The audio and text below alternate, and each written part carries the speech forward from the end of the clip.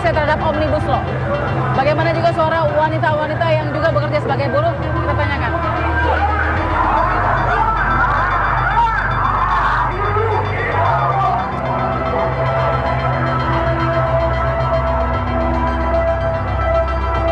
Oke, kawan-kawan, selanjutnya kita akan mendengarkan orasi dari perwakilan.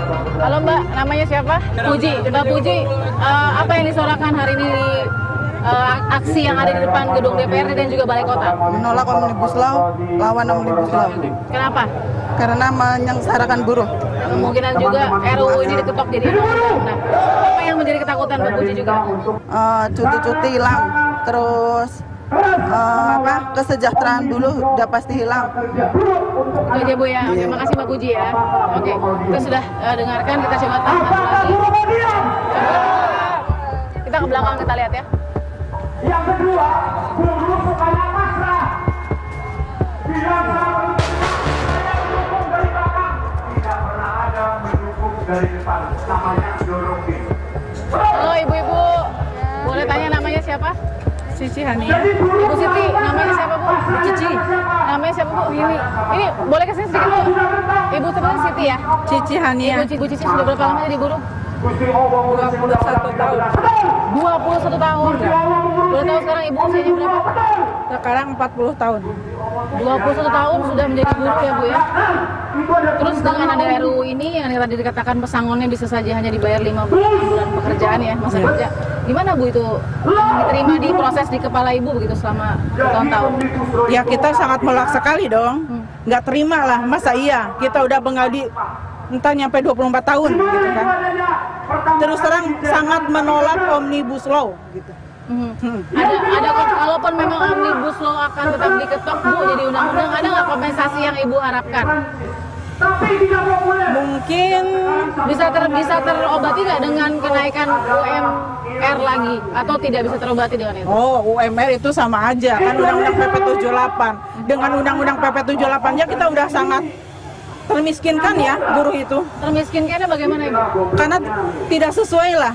Di situ sangat minim sekali kenaikan kita sebulan itu dinaikkan ya 8,03%. Setahun maksudnya? Iya, per tahun. Itu aja kita dapatnya susah. Baik, terima kasih Ibu ya. Terima kasih ya Ibu Cici tadi ya, Ibu Cici ya. Terima kasih.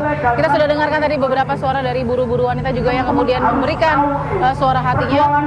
Karena sebentar bekerjanya puluhan tahun, yang kemudian mengharapkan Omnibus Law ini kalaupun memang diketok palunya tidak merugikan buruh dan masyarakat yang juga memiliki pekerjaan. Kita temukan fakta berikutnya. Selama 2 pekan ini, tim Fakta juga melihat dan memantau langsung bagaimana pergerakan dari gelombang unjuk rasa yang menolak RUU Omnibus Law.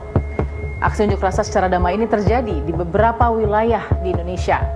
Seperti di Jakarta, di depan gedung DPR RI, terlihat massa melakukan orasi dan penolakan terhadap RUU Omnibus Law.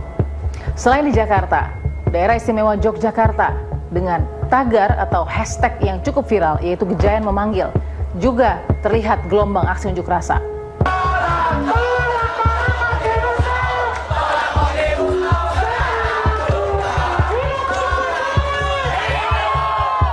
Hari ini saya melihat rekan-rekan kita Di Makassar, kumpulan masyarakat yang tergabung menolak RUU Omnibus Law juga terlihat.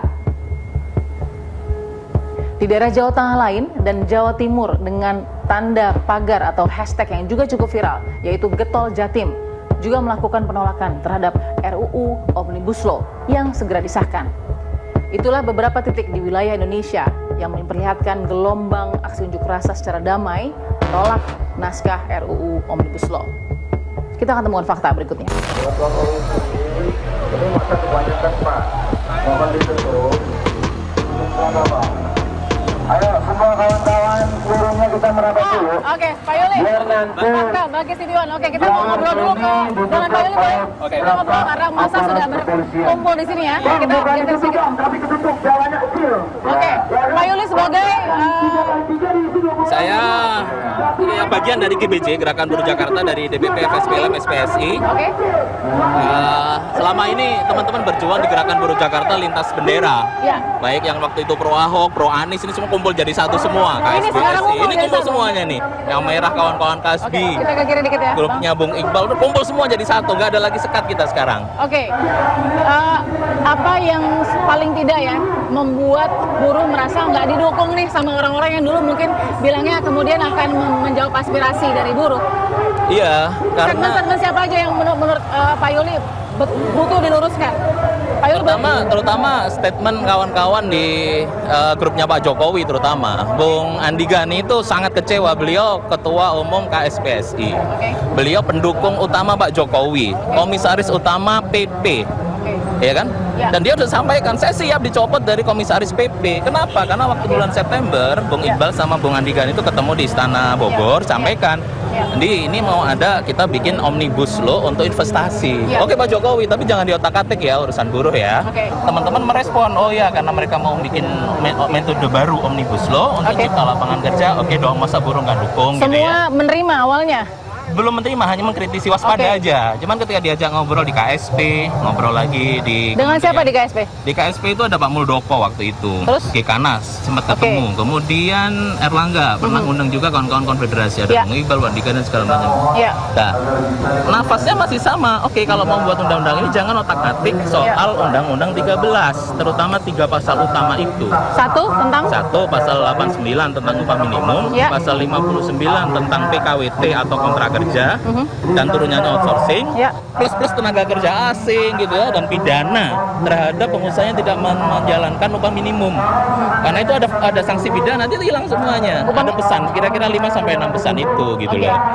Tapi bahasanya ya ini sedang digodok, nggak usah khawatir, pikirannya positif saja gitu ya, karena itu masih ada di tim Satgas.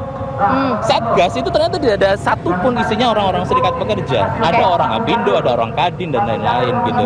Jadi semakin pimpinan Presiden Konfederasi mulai curiga, ini apa-apaan kok mulai begini gitu ya. Oke. Kemudian muncul tanggal 7 Februari itu SK 121 dari Pak Erlangga untuk memasukkan 9 konfederasi dan 5 konfederasi masuk ke dalam tim SK 121 itu.